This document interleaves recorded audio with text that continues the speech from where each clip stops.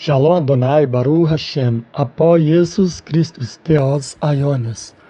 Para quem não me conhece, eu sou Aldair Siqueira, pós-blacionista. Nesse áudio aqui eu venho falar um pouquinho sobre o arrebatamento, a ira vindoura e a ressurreição do Senhor Jesus Cristo.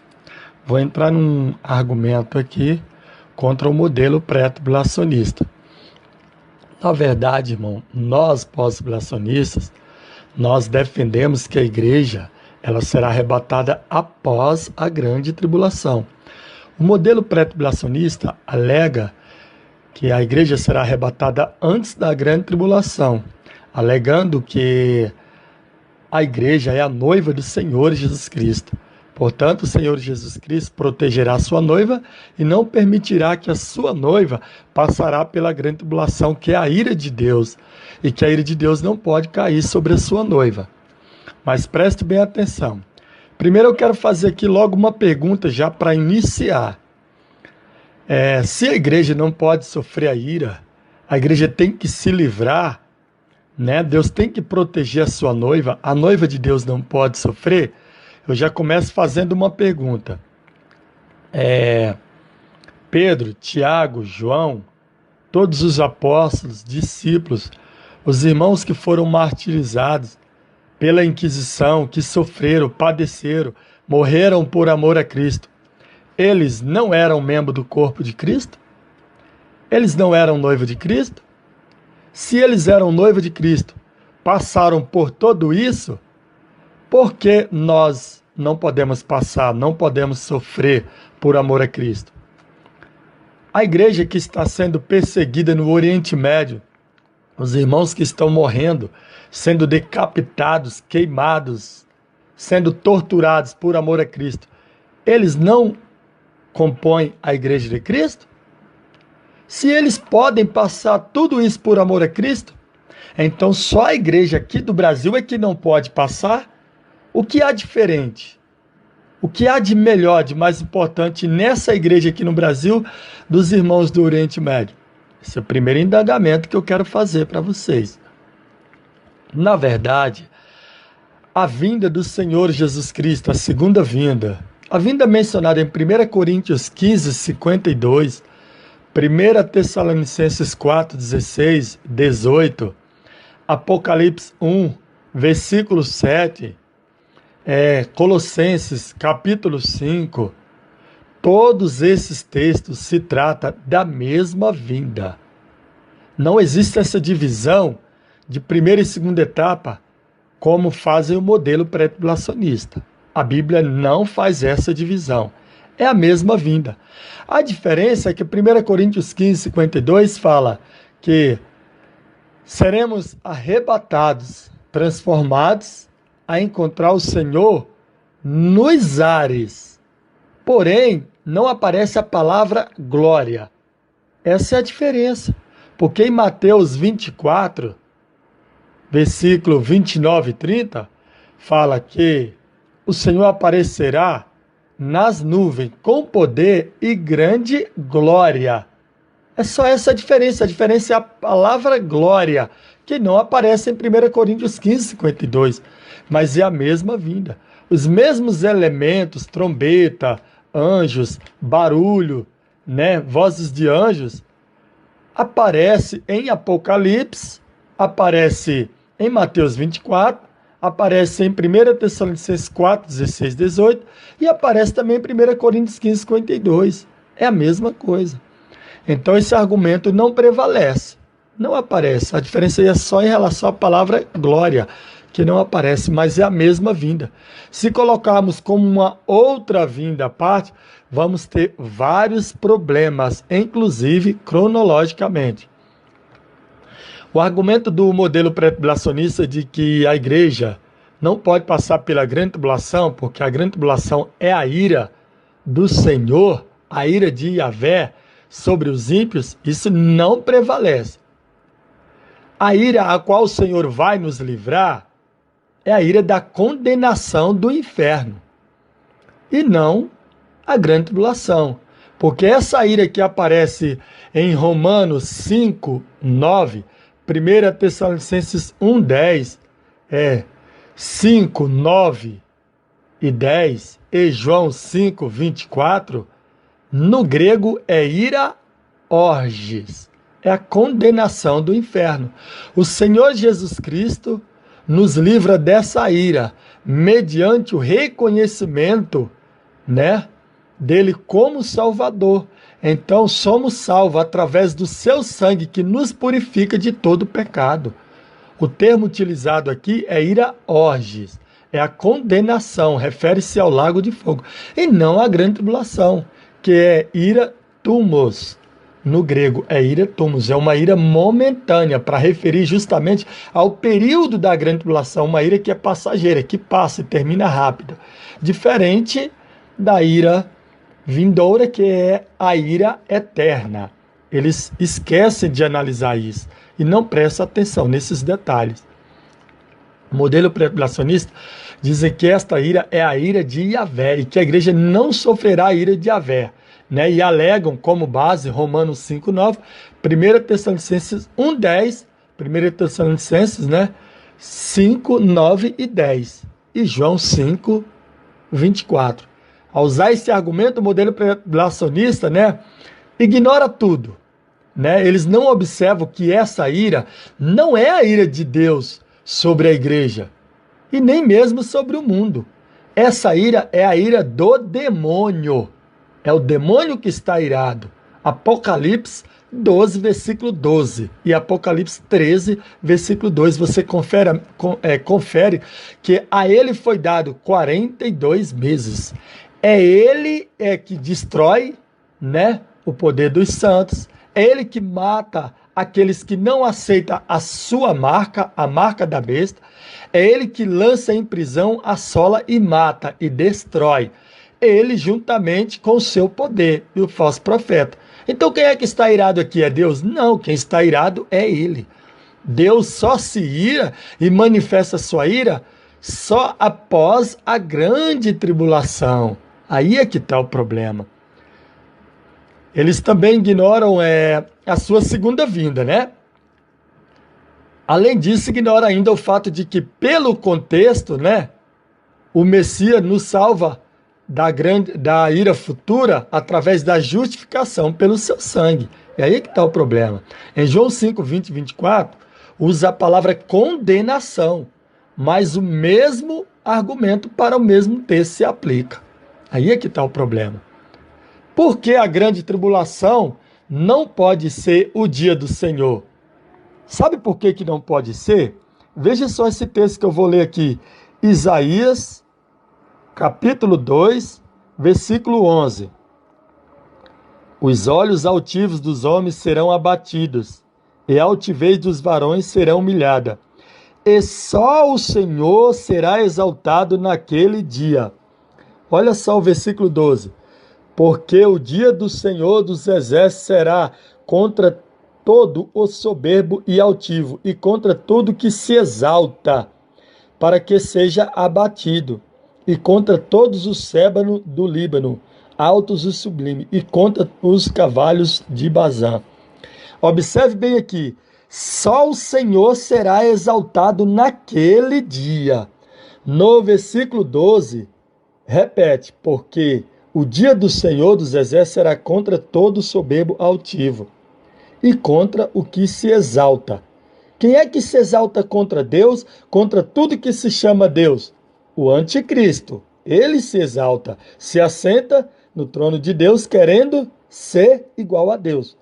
Então, nesse dia, o Senhor se levanta contra ele e contra todos. Só o Senhor será exaltado. O texto diz que só o Senhor será exaltado no dia do Senhor. Como que a grande tribulação pode ser o dia do Senhor? Se só o Senhor não é exaltado na grande tribulação. Ao contrário, a gente vê as nações fazendo pouco caso de Deus. E sabe quem é adorado na grande tribulação? O diabo é adorado, a besta é adorado, o falso profeta. Ele levanta a imagem dele e as nações adoram o anticristo. Mas se o texto diz que no dia do Senhor só o Senhor é exaltado, somente ele será exaltado e todos serão abatidos. Mas não é a realidade da grande tribulação, ao contrário. As nações fazem pouco caso de Deus na grande tribulação e vai em direção à besta e adora ela, aceita a sua marca e rende-se a ela. Então está provado que a grande tribulação é uma coisa e o dia do Senhor é outro. Não faz sentido. Veja só a contradição.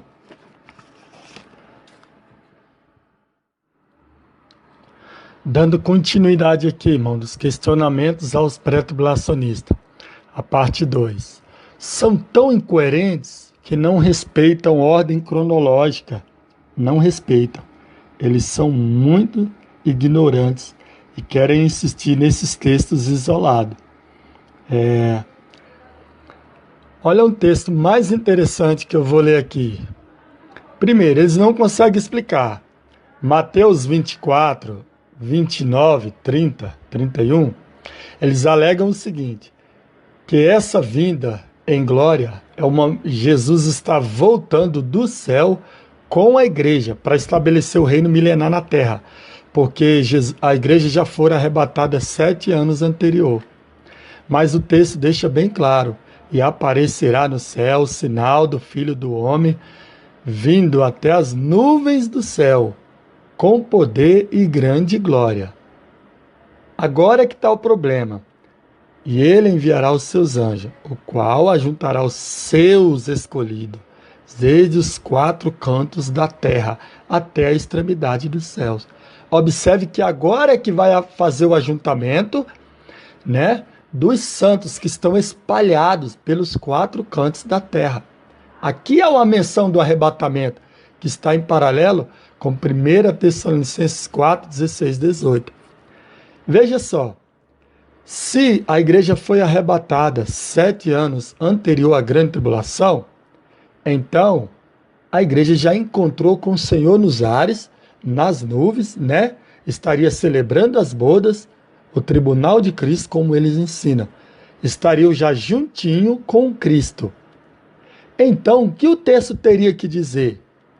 Então aparecerá no céu o sinal do Filho do Homem, vindo até as nuvens com a igreja, com os seus santos, o qual estabelecerá o seu reino milenar na terra.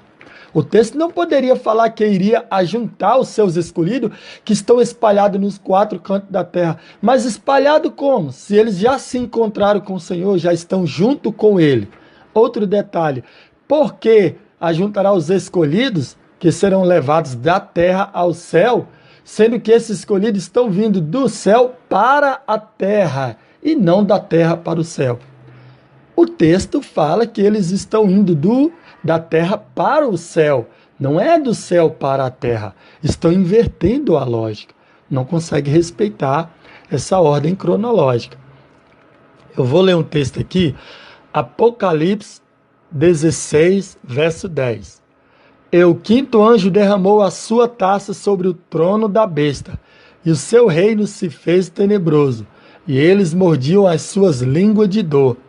E por causa das suas dores e por causa das suas chagas blasfemaram do Deus do céu e não se arrependeram das suas obras. Lembra que eu questionei no primeiro áudio que a grande tribulação não pode ser o dia do Senhor? Veja só aqui o que diz esse versículo aqui. Eles mordiam as suas línguas de dores, blasfemaram contra Deus e não se arrependeram das suas obras. Não arrependeram, não adoraram a Deus, mas adoraram a besta. Então a grande tribulação não pode ser o dia do Senhor, porque aqui a ênfase maior está sendo dada ao anticristo. Ele que está sendo adorado, né, está aceitando a sua marca e não adora a Deus. Então a grande tribulação não é o dia do Senhor, porque lá em Isaías 2, versículo 12, 11, 12 e 13, é só o Senhor que é adorado e exaltado. Os reis, aqueles que levantam contra Deus, é abatido. Mas aqui não, ao contrário. Deus está sendo menosprezado pelas nações e o anticristo que está sendo adorado. Viu aí porque a grande tribulação não pode ser o dia do Senhor? Vou ler mais. Olha só o versículo 12. E o 6º anjo derramou a sua taça sobre o grande rio Eufrates, e a sua água secou-se, para que preparasse o caminho dos reis do Oriente. Veja só, a preparação para a batalha do Armagedon. Olha o verso 13. e da boca do dragão, e da boca da besta, e da boca do falso profeta, vi sair espíritos imundos semelhante às rãs. Olha o verso 14. Porque são espíritos de demônios que fazem prodígios, os quais vão ao encontro dos reis da terra, de todo o mundo, para os congregar para a batalha, naquele grande dia do Deus Todo-Poderoso.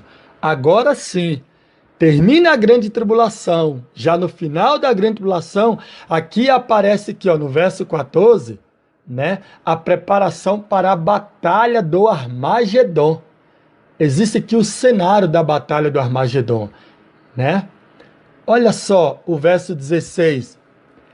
E os congregaram no lugar que em hebreu se chama Armagedon.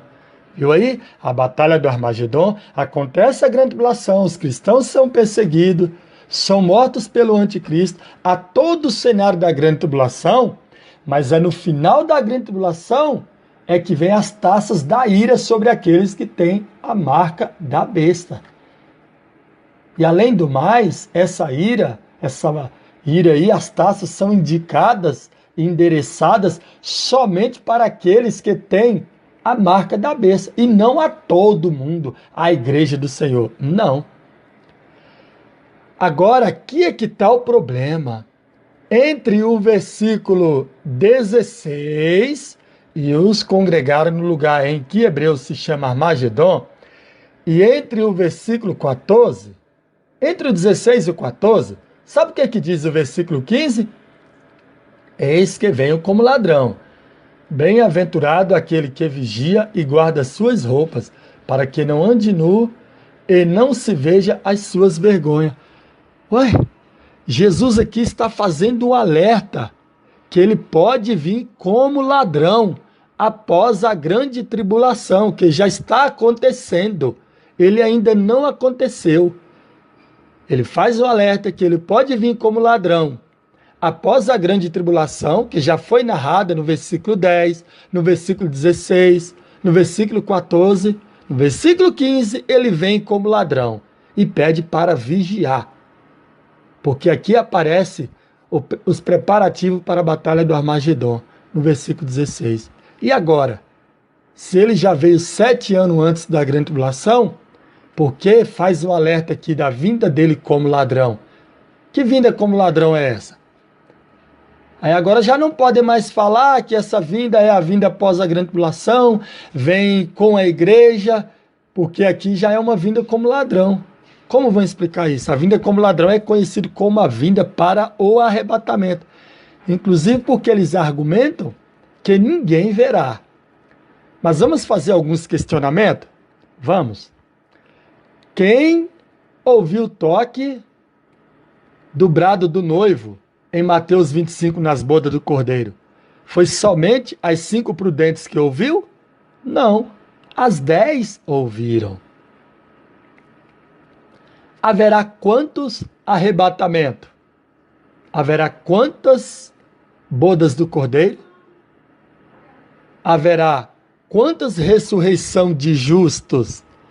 E haverá quantas glorificação corpórea? Se o modelo pré-tribulacionista afirma claramente que haverá somente um arrebatamento, então que arrebatamento, que ajuntamento é esse mencionado em Mateus 24, 29 e 30? Se haverá somente uma ressurreição de justo, e essa ressurreição de justo acontece antes da grande tribulação, no momento do arrebatamento, então, em qual ressurreição vai ressuscitar as 2 testemunhas que prega durante a grande tribulação? Os mártires da grande tribulação, mencionados em Apocalipse 7,14. Quem são esses, Senhor?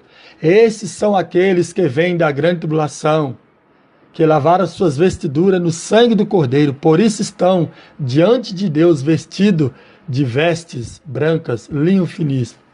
Em qual ressurreição eles vão ressuscitar? Existe uma outra ressurreição para eles? Daniel, capítulo 12, deixa bem claro que Daniel vai até o último dia.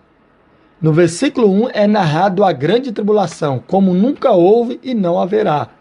E uma ressurreição no versículo 2, que acontece após a grande tribulação. Tanto Daniel como uma multidão de santos mortos do Antigo Testamento, mencionada em Daniel capítulo 12, eles só ressuscitam depois de todos os acontecimentos da grande tribulação. Inclusive lá no versículo 8, né, ele explica assim: depois desses acontecimentos, então se acontecerá essas maravilhas, referindo à ressurreição. E agora, como vai explicar isso? Hein? Se existe só uma glorificação corpórea, então, como que vai fazer? Os mártires da grande tribulação vão entrar no reino milenar com seus corpos mortais, não glorificados? É isso? Mas lá em Apocalipse 7,14, eles aparecem lá vitoriosos da grande tribulação e recompensados por Deus com corpos glorificados. Como vão explicar essa ordem cronológica? E agora? E por que a queda da Babilônia acontece em Apocalipse 18? A queda da Babilônia é o império do anticristo. A queda da Babilônia não acontece antes da grande tribulação. A Babilônia cai no final da grande tribulação. E as bodas do Cordeiro só acontecem também depois da queda da Babilônia. Então as bodas também é colocado para depois da grande tribulação. Porque as bodas do Cordeiro, Apocalipse 19, versículos 7 e 9. Vindas são as bodas do Cordeiro. É chegado as bodas do Cordeiro. Bem-aventurados são aqueles que são convidados às bodas do Cordeiro. É chegado no presente. E não terminados, finalizado, porque já iniciou anteriormente 7 anos. Não, não é isso que o texto diz. E agora? Fica aqui esses argumentos, essas perguntas para o modelo pré-tribulacionista. Se alguém pode responder, então, que responda. Então, irmão Jessé, por que a ressurreição de justo não pode ser para depois do milênio, junto com a ressurreição dos ímpios? O modelo pré-tribulacionista acredita no arrebatamento antes da grande tribulação. Então, é lógico que acredita numa ressurreição de justo antes da grande tribulação também. Porque, segundo o que é ensinado em 1 Tessalonicenses 4, 16, 18, 1 Coríntios 15, 52, os mortos em Cristo ressuscitarão primeiro, depois nós, os que estivermos vivos, seremos transformados e juntos encontrarmos com o Senhor nos ares. Então não existe um arrebatamento sem uma ressurreição. Já Apocalipse 20, versículo 4 e 5, afirma: esta é a primeira ressurreição. Então é óbvio que ela acontece no momento do arrebatamento. Se o arrebatamento for antes da grande tribulação, temos uma ressurreição antes da grande tribulação de justo.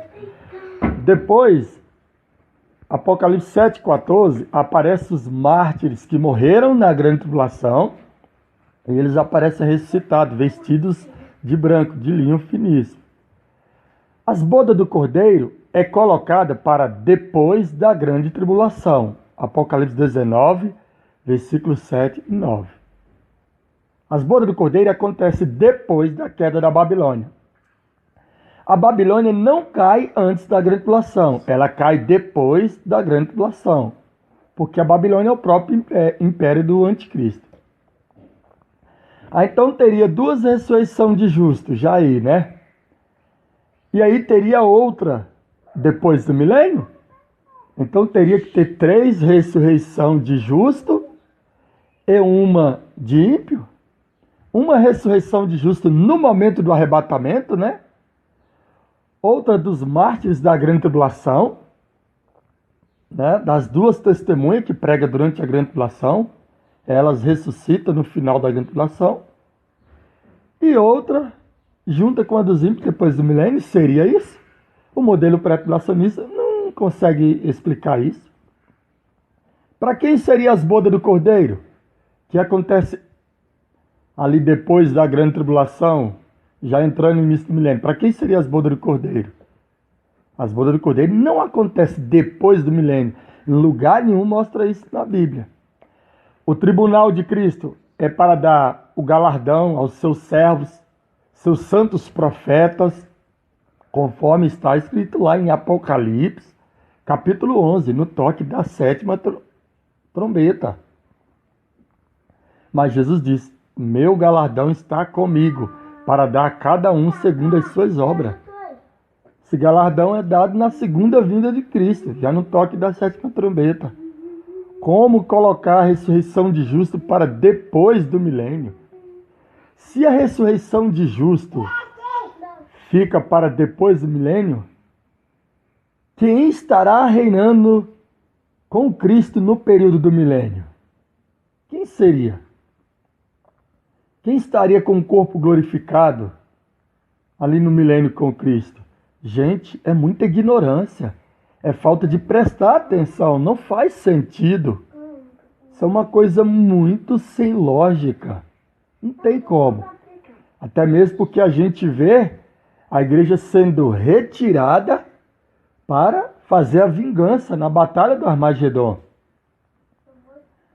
Aí vai dividir as ressurreições em três ressurreições. Pois é, mas a Bíblia mostra que o corpo de Cristo, ele é indivisível. É muito complicado isso. Isso é muita ignorância. Não tem como.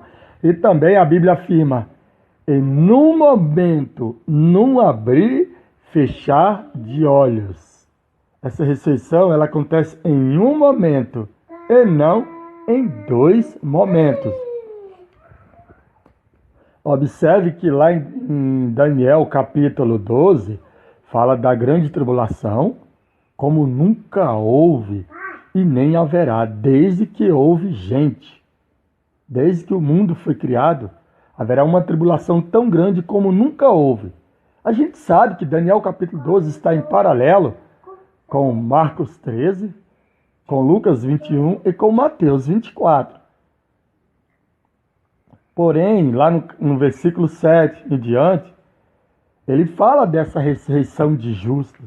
Fala para Daniel que ele vai ressuscitar na ressurreição do último dia. Para ele selar a profecia, porque não é para o tempo dele, mas para o tempo do fim. Então ele pergunta: e quando sucederá essas maravilhas? Ele pergunta quando aconteceria essa ressurreição de justos, né? Em que o reino de Cristo se tornaria eterno. A resposta foi bem clara, sem rodeio. Depois de tempo e metade de um tempo. Ou seja, 42 meses. 1.260 dias. 3 anos e meio. A última metade da grande tribulação é que vai acontecer essas maravilhas, a ressurreição. E agora? Como vai contradizer essa explicação? Não tem como, irmão. Sem sentido. Ele querendo utilizar o termo Cronos, Kairos. Não, Kairos, Cronos. O que tem a ver uma coisa com a outra? Meu Deus, mas que ignorância. De onde tiraram essa regra gramatical? Ainda mais no grego.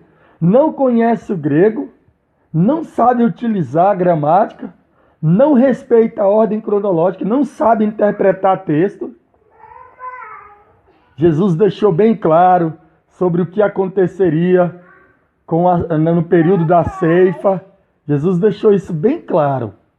Então o que acontece? Vai haver quantas ressurreições mesmo? 4, 5? Isso é muita ignorância. Lamentável essa teoria do modelo pré-tribulacionismo. Então, irmãos, dando continuidade aqui, essa é a parte 4 dos argumentos pós-tribulacionistas contra o pré-tribulacionismo. Essa ideia de que a igreja é a noiva do Senhor Jesus Cristo, a igreja não pode passar pela grande tribulação porque Jesus não vai deixar a sua noiva sofrer. A noiva tem que ser livre do sofrimento, ela não pode passar por esse sofrimento. Então agora eu quero fazer alguns questionamentos para os pré-tribulacionistas. Jesus foi perseguido durante toda a sua vida até a morte. Pedro, Tiago, João, Paulo, João Batista, todos esses homens, Estevão, eles foram perseguidos durante todo o seu ministério na terra. Perseguidos, ficaram na prisão e foram mortos de forma cruéis. A igreja primitiva foi torturada, foi perseguida por Roma, foi perseguida por amor ao evangelho. Os apóstolos foram todos perseguidos, irmãos foram queimados vivos, irmãos foram devorados por feras, por leões na Inquisição. A gente vê Israel, que é o povo de Deus, foi perseguido no passado. A gente vê Sadraque, Mesaque e Abednego, sendo lançado ali na fornalha de fogo, sendo perseguido por servir ao Deus verdadeiro. Tiveram até seus nomes mudados. Seus nomes verdadeiros eram Misael, Ananias e Azarias e Daniel. Esses nomes aí, Beltesazar, Sadraque, Mesaque e Abednego, eram nomes pagãos que colocaram sobre eles. Eles foram perseguidos por amor a Jeová, ao Deus verdadeiro, Yahvé. A gente vê Israel sendo perseguido por Faraó, que é um símbolo da igreja no Novo Testamento também sendo perseguida, porque Israel foi a igreja no Antigo Testamento. Então a gente vê essa perseguição o tempo todo. A igreja sendo perseguida na história. A gente vê isso. Adão e Eva, quando foram criados, Deus estabeleceu um mandamento: não coma desse fruto. A gente já vê ali a serpente, logo no início, já entrou na perseguição e começou a bagunçar tudo. Toda a história da igreja vem debaixo de paulada, de porrete, de sangue, de sofrimento. A gente vê isso o tempo todo. Veja só o que diz Apocalipse 6, versículo 9. Vi debaixo do altar as almas daqueles que foram mortos, que clamavam com grande voz, dizendo: até quando, ó santo, verdadeiro e justo, vinga o nosso sangue daqueles que habitam sobre a terra? Ou seja, os irmãos que foram mortos na Inquisição.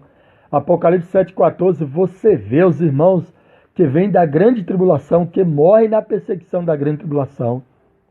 E aí, o que vão dizer agora?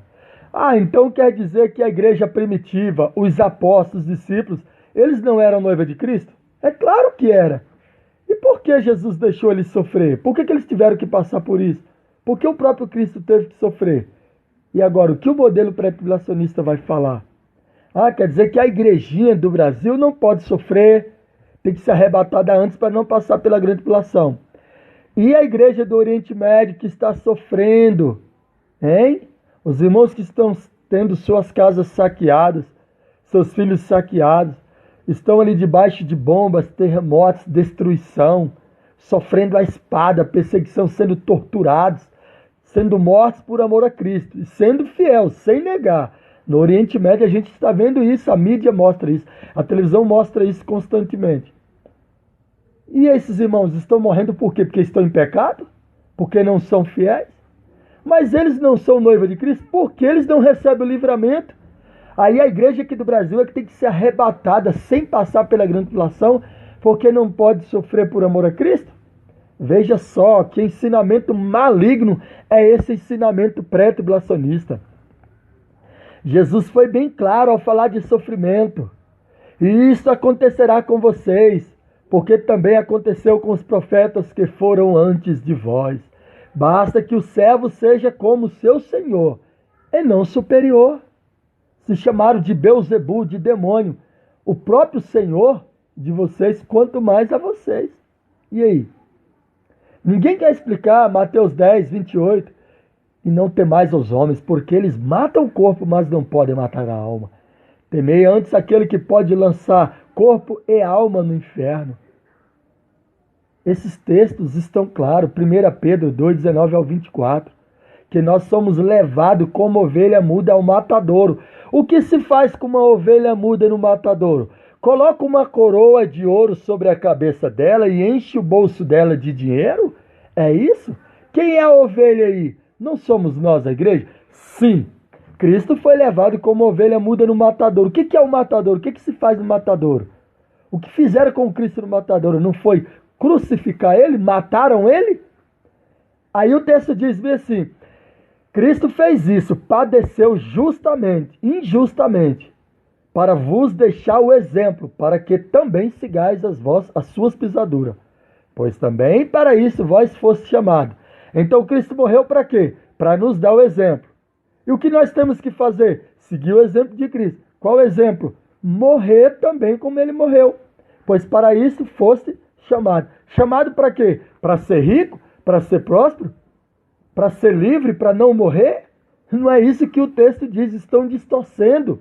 Essa doutrina é uma doutrina totalmente enganosa. É uma doutrina que leva as pessoas a negar a Cristo. Como um pastor, que é amigo meu, falou para mim e falou para outro amigo meu: irmão, a gente já sofre tanto aqui nessa vida. Se for para passar pela grande tribulação, sinceramente, eu prefiro chutar o balde e negar tudo, e abandonar tudo. Eu falei: rapaz, que sofrimento que a gente passa aqui. Acorda meio-dia, acorda a hora que quer. Embora tenha uns probleminhas da vida, as perseguições básicas, dificuldade, mas a gente come bem, acorda a hora que quer, fica à vontade, você anda na rua, não tem perseguição, você vai no estádio, assiste um jogo, você anda tranquilamente, vai no banco, tira seu dinheiro. Que perseguição que a gente tem aqui, meus irmãos? Perseguição é lá no Oriente Médio, é lá no Iraque, é na Síria, naqueles países lá, no Sudão, lá no Egito, lá é que a igreja sofre. Aí fica esses cristãos aqui dizendo: a gente já sofre demais aqui no Brasil. O quê? Cadê o sofrimento aqui que eu não vejo? Não, o sofrimento aqui é o mínimo. Ainda nem se compara o que está por vir aí no futuro. Então, é um espírito de covardia. A doutrina pré-tribulacionista em si é uma doutrina de covardes. Covardes que querem o bem de Deus, mas na hora que o mal chega, aí negam a Deus. Temos que ser como Jó. Está na bonança, na alegria, está louvando e glorificando a Deus. Vem o sofrimento, vem a destruição, vem a morte, a espada, permanece firme. Paulo deixou bem claro: quem nos separará do amor de Cristo? Será a fome? Será a nudez? Será a perseguição, tribulação, a espada? Quando Paulo fala espada aí, ele está falando de quê? Ah, eu sou ninja, eu sou Jiraya, Jáspio. Não, não é isso. Está falando da morte. A morte não pode nos separar de Cristo. Quando Paulo fala a fome, ele está falando de quê? Da fome que a igreja ia passar. Cristãos passarão por fome. Serão perseguidos. Até mesmo porque aquele que não tiver a marca da besta não poderá comprar e nem vender. E muito menos trabalhar em serviços públicos. Então é óbvio que vão passar fome, vão passar perseguições, necessidade. Será que o texto não está bem claro? Qual é a dificuldade de entender isso, meus irmãos? Veja que a doutrina pré-tribulacionista ela é enganosa. Faz aquele rodeio ali com textos isolados, entendeu? Para dizer que a igreja não vai passar pela grande tribulação, porque a grande tribulação é a ira do Senhor. E a ira do Senhor é para o mundo, não é para a igreja. Deus não pode lançar ira sobre a igreja.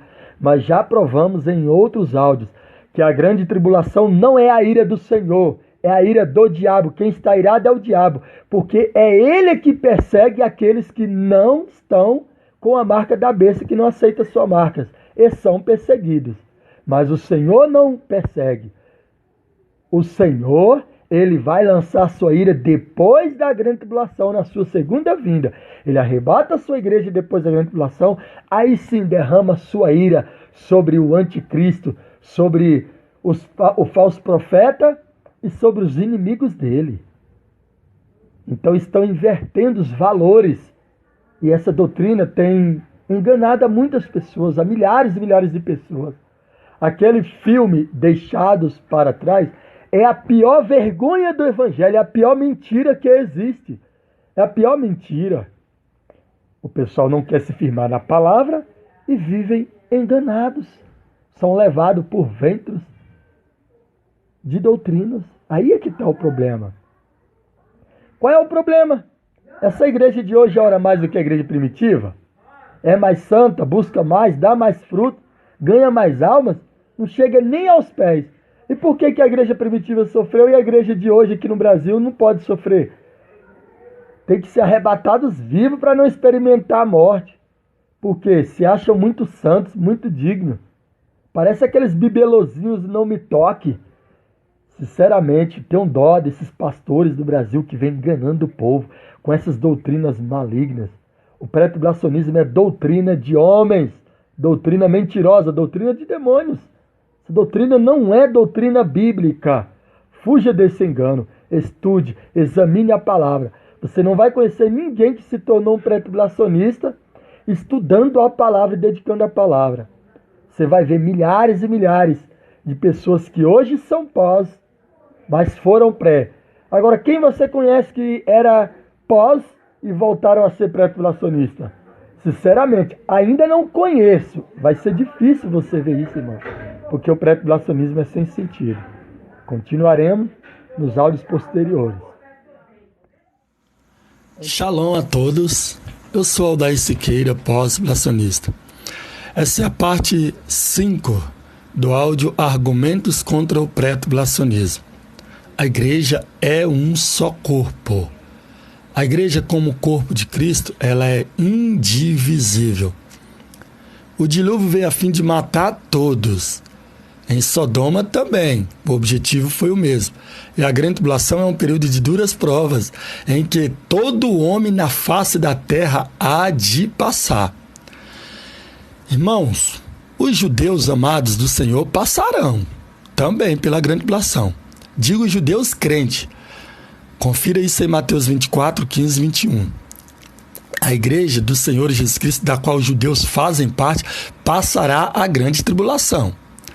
Entendeu, irmão? Somente no final da grande tribulação, ao soar da 7ª trombeta, é que a igreja há de ser arrebatada. Ela não será tirada antes. Aí virá também o fim do mundo com a completa destruição de todos, nas 7 salvas da ira de Deus. Basta conferir também Apocalipse 16.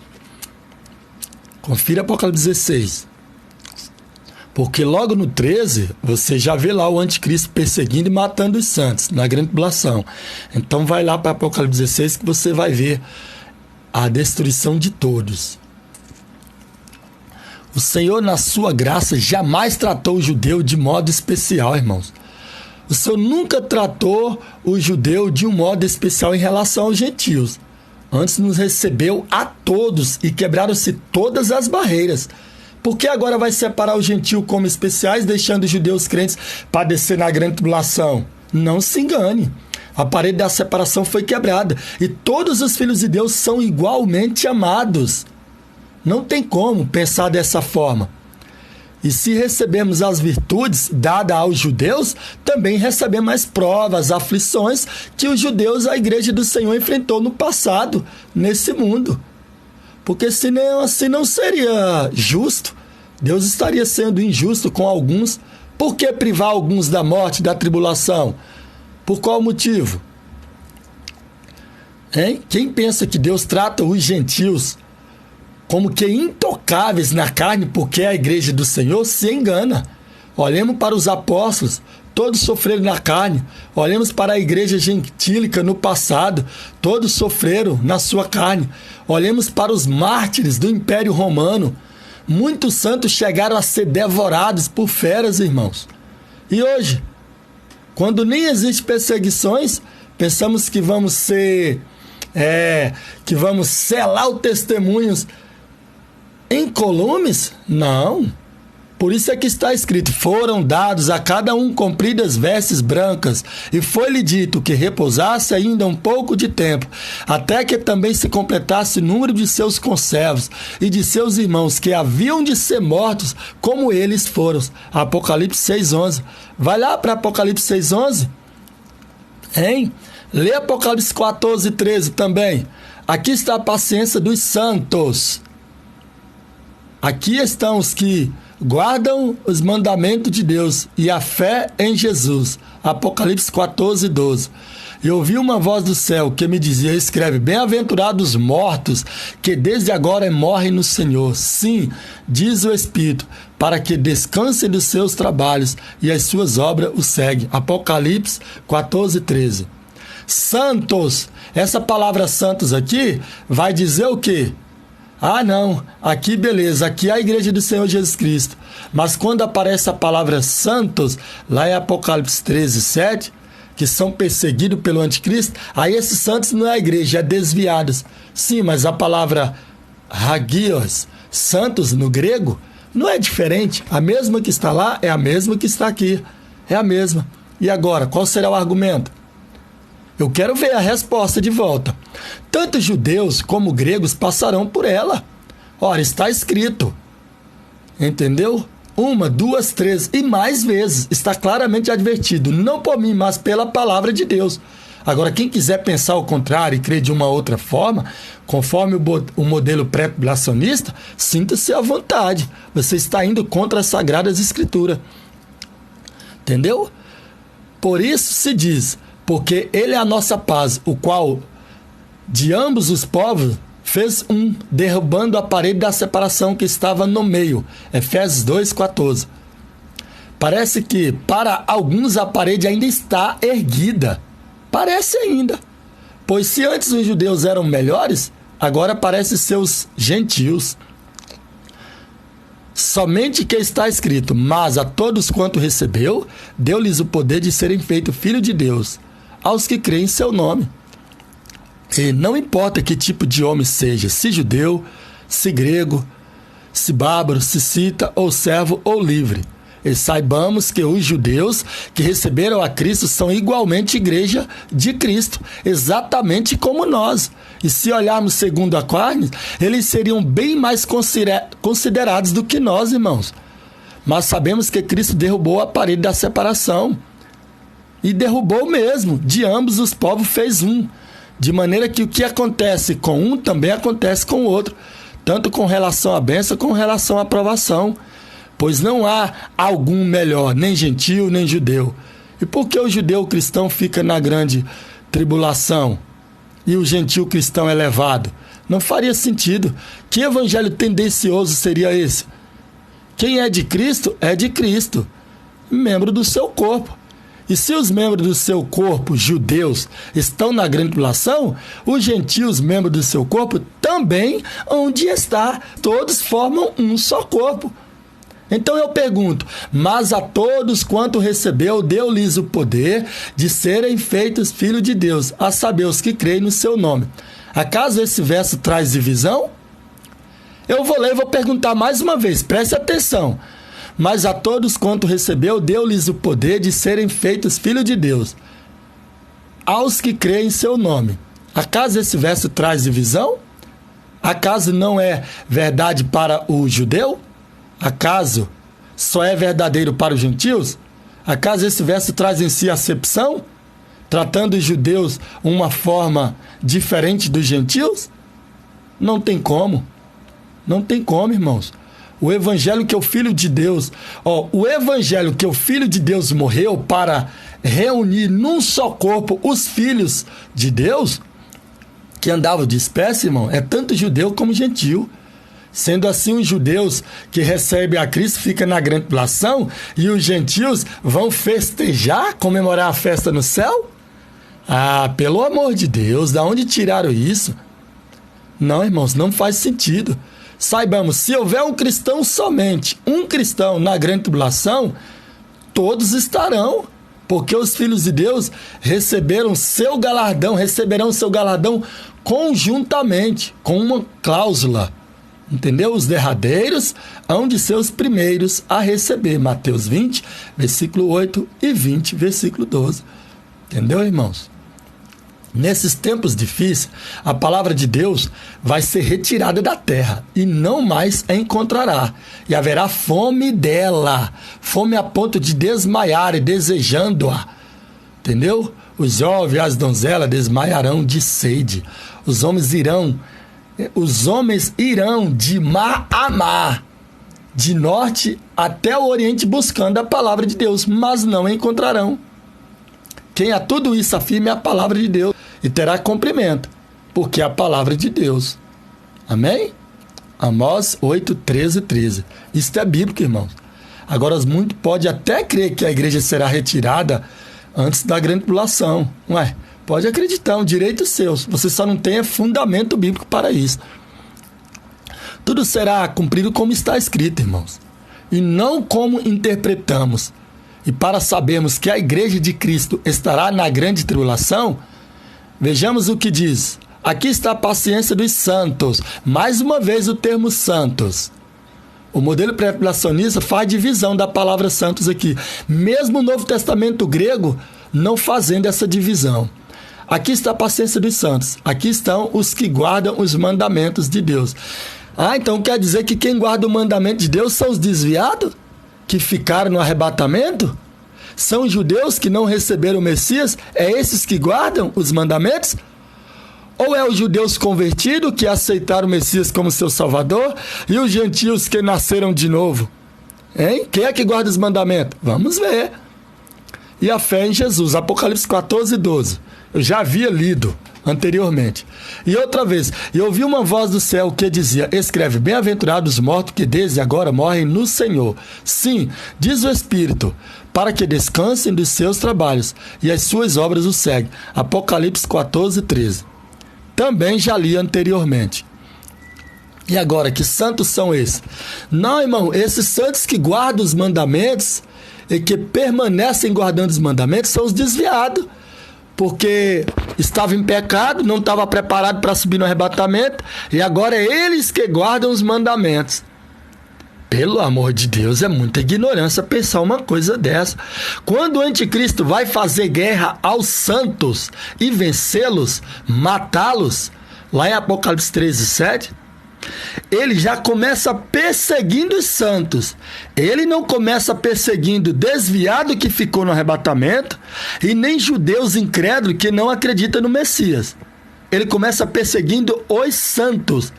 Não vai perseguir alguém e esse alguém vai se santificar através da espada da perseguição. Não, não é isso. Já é santo, já está santificado e guardando os mandamentos. Esse é o meu argumento contra o modelo pré-tribulacionista. Eu quero áudios de volta, eu quero ver os argumentos, eu quero que tenha firmeza ao se defenderem.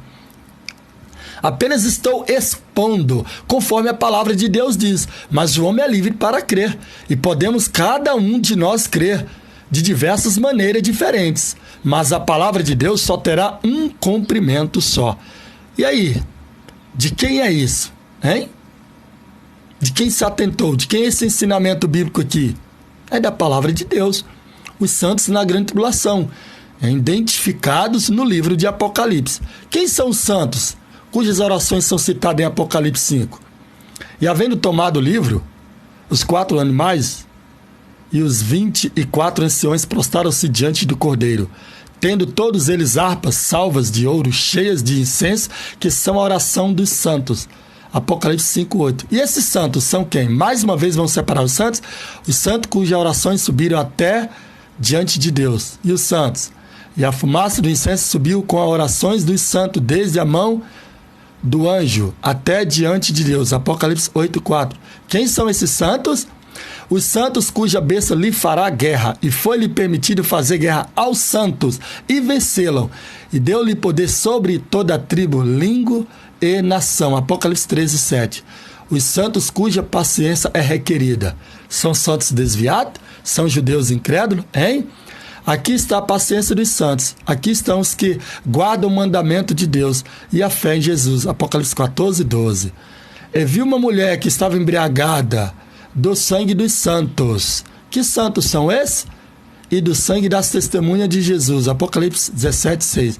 Que santos são esses? Respondem: os santos cuja justiça é como linho fino foi-lhe dado, que vestisse de linho fino, puro, resplandecente, porque o linho fino são a justiça dos santos. Apocalipse 19, 8. Quem são esses santos? São os desviados? São os judeus? Os santos que são enxertados, exortados a perseverar na santificação. Quem é justo, faça justiça ainda. E quem está sujo, suje-se ainda. E quem é justo, faça justiça ainda. E quem é santo, seja santificado ainda. Apocalipse 22, 11. Quem são esses santos? Os santos na cidade amada, no milênio. E subiram sobre a largura da terra e cercaram o arraial dos santos e a cidade amada. E de Deus desceu fogo do céu e devorou a todos. Quem são esses santos? Agora me responde. Agora eu pergunto. Você que estuda a Bíblia, não pode discernir quem são os santos? quem são os denominados no Novo Testamento, desde Mateus e Apocalipse, os santos é a igreja do Senhor Jesus Cristo. Que Deus em Cristo abençoe. Shalom Adonai, eu sou Aldair Siqueira, pós-blacionista. Esse áudio é uma continuação de áudios que eu já tenho de argumento contra o pré-tribulacionismo. Quando o irmão Luiz Shimoyama ouviu os meus áudios, ele me pediu permissão para transformar os meus áudios em vídeo. Ele gostou desses argumentos e queria transformar ele em vídeo. Eu falei, tudo bem, sem nenhum problema. Eu permiti. Só que aconteceu alguns imprevistos, né? Com ele, todos nós sabemos o que aconteceu, né? Com o servo do Senhor que passou por um momento difícil. Então, não foi possível. O irmão Gessé também pediu permissão para transformar os meus áudios em vídeo. Também gostou dos meus áudios. Eu permiti a ele.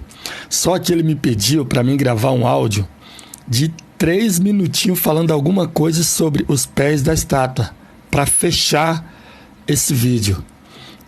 E nunca foi possível devido à minha correria. Então hoje aqui eu quero falar rapidamente sobre os pés da estátua, né? A pedra que desce do céu, sem auxílio de mão, ela bate nos pés da estátua. Será que isso realmente não há um confronto cronológico com o que o apóstolo Paulo ensina sobre o pronome nós os que estivermos vivos? Então vamos falar sobre isso. Primeiro Império Egito, segundo Império Assíria, terceiro Império Babilônia, quarto Império Pérsia, quinto Império Grécia. Um existe. João disse lá em Apocalipse. Um existe. Império Romano, pernas de ferro. Paulo estava vivendo na época do Império Romano, perna de ferro, sexto império. O sétimo não veio, ele virá. A besta que era é o Império Assírio. O irmão Luiz tem ensinado muito isso e muitas outras pessoas. Não precisa bater nessa mesma tecla. Como Paulo podia acreditar num arrebatamento pré-tribulacionista na época dele, se só no futuro distante a cabeça iria reviver? Não tem como, há uma contradição. Olha, como Paulo podia acreditar no arrebatamento pré-tribulacionista na época dele, vivendo no período das pernas de ferro, sendo que Daniel disse que a pedra que desce do céu sem auxílio de mão, ela iria bater justamente nos pés da estátua. Como Paulo iria acreditar no arrebatamento pré-tribulacionista se os pés da estátua não existiam? Lembra que os discípulos perguntaram que sinal haverá da tua vinda e do fim do mundo? Agora imagine os discípulos perguntando, mestre, em que período o Senhor virá arrebatar a sua igreja? No período de qual império? Aí imagina Jesus falando, filhinhos, o meu arrebatamento vai acontecer no período em que a pedra vai descer do céu sem auxílio de mão, que sou eu mesmo. Vou descer e bater nos pés da estátua. Aí os discípulos respondem, mas como? Se ela não existe, nós estamos vivendo no período do Império Romano, nas pernas de ferro. Aí Jesus fala, não, mas é justamente por isso que o arrebatamento não pode ser agora, não pode ser para nessa época, não pode ser a qualquer momento, mas é no futuro bem distante, filhinhos, pois os pés da estátua não existem ainda, é no futuro distante. Então aí há uma contradição. A questão é a seguinte, vamos ler o texto? 1 Tessalonicenses 4, a partir do versículo 13. Não quero, porém, irmãos, que sejais ignorantes acerca dos que já dormem, para que não vos entristeçais, como os demais que não têm esperança. Porque se cremos que Jesus morreu e ressuscitou, assim também aos que em Jesus dormem, Deus tornará a trazer com ele. Dizemos-vos, pois isto, pela palavra do Senhor, que nós, Os que ficarmos vivos para a vinda do Senhor, não precederemos os que dormem. É aqui que está o modelo pré-tribulacionista. Eles argumentam que Paulo usa o pronome nós, na primeira pessoa do plural, para incluir ele no arrebatamento, já na época dele, porque Paulo já acreditava. Quando Paulo disse nós, Paulo estava se incluindo, porque Paulo acreditava que a qualquer momento na época dele poderia acontecer o arrebatamento pré-tribulacionista. Mas não é isso. Quando Paulo utiliza o pronome nós, Paulo está querendo referir à igreja, falando da igreja. Os vivos que estiverem vivos da igreja, do corpo de Cristo. Então, Paulo se coloca como membro do corpo de Cristo. Paulo aqui não está querendo incluir uma ordem cronológica para a época dele, jamais. Paulo não seria tão leigo, tão ignorante a esse ponto de afirmar dessa forma. Isso é impossível. O modelo pré-tribulacionista faz uma grande confusão. Se Paulo acreditava num arrebatamento pré, ele estaria se contradizendo em 2 Tessalonicenses 2.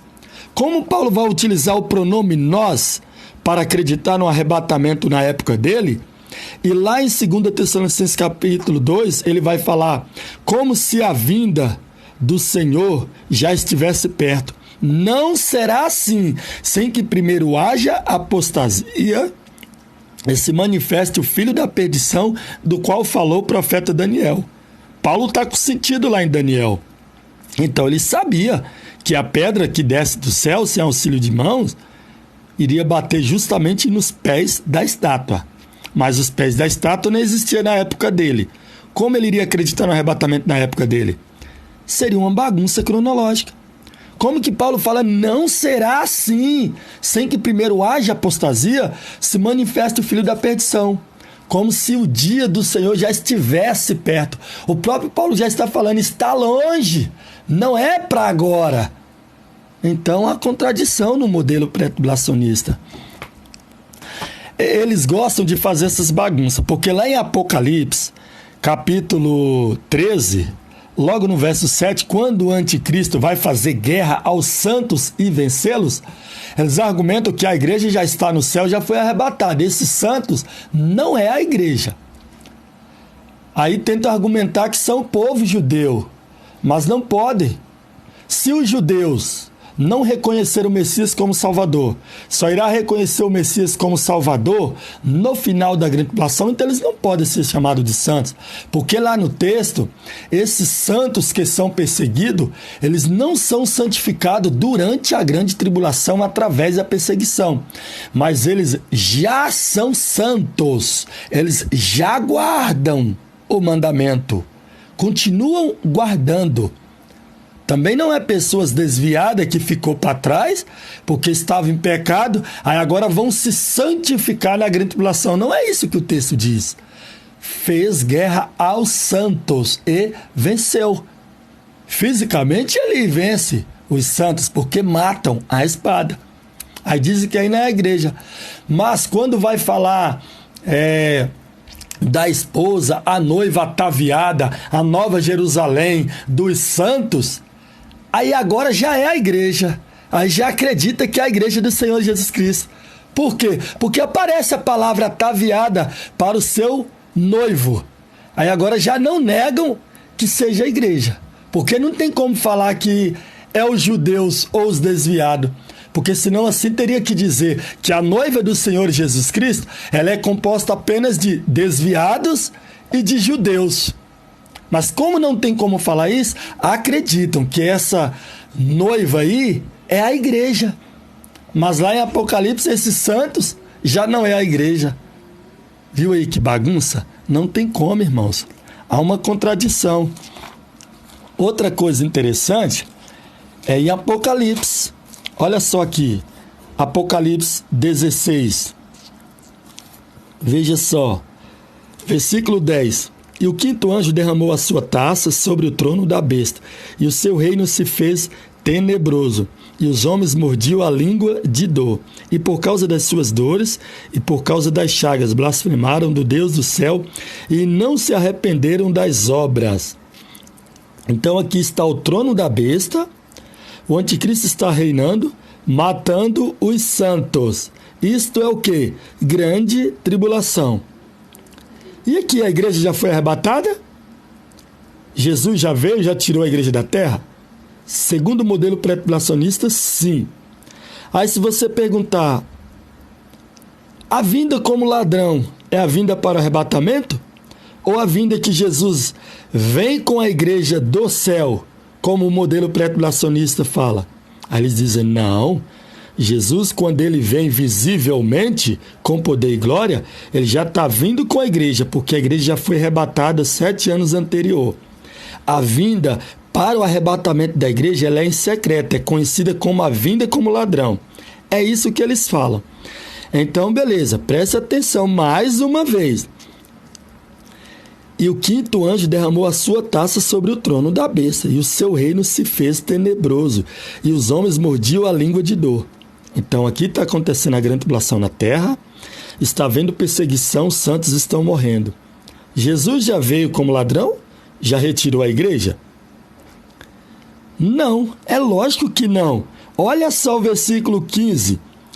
Eis que venho como ladrão, bem-aventurado aquele que vigia e guarda suas vestes, para que não ande nu e não se veja as suas vergonhas.